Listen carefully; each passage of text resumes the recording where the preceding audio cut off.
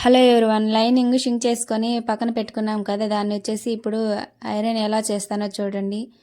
అంటే దేని గురించి చెప్తున్నానంటే, లైనింగ్ అనేది నేను నీళ్ళల్లో పెట్టి షింక్ చేశాను కదా, దాన్ని పిండకుండా ఆరేయమన్నాను కదా, అది ఇప్పుడు ఐరన్ చేస్తే ఎలా వస్తుందో చూడండి. పిండకుండా ఆరేస్తే మనం నీళ్ళల్లో పెట్టినప్పుడు దాన్ని పట్టుకొని చూడండి, అది గంజి గంజిగా ఉన్నట్టు అనిపిస్తుంది. ఆ గంజితనం పోకుండా ఉండాలంటే మనము దాన్ని పిండకుండా అలానే ఆరేసామనుకోండి, గట్టిగా మనం ఆరేసినప్పుడు స్టిఫ్గా వస్తుంది అనమాట. ఐరన్ చేసినప్పుడు అలా స్టిఫ్గా వచ్చినప్పుడు మనము బ్లౌజ్ కుట్టినప్పుడు పర్ఫెక్ట్గా కుదురుతుంది అనమాట.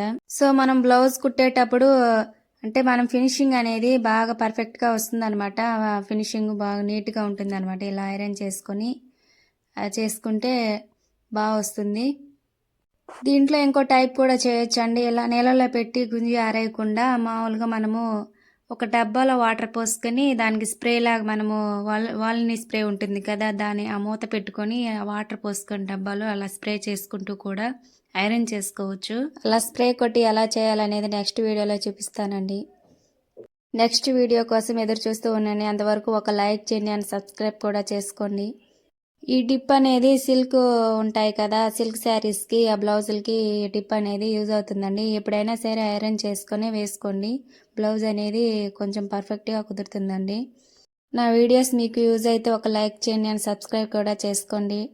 టాటా. అందరూ బాగుండాలి, అందులో నేను ఉండాలి. See you on next video. Bye.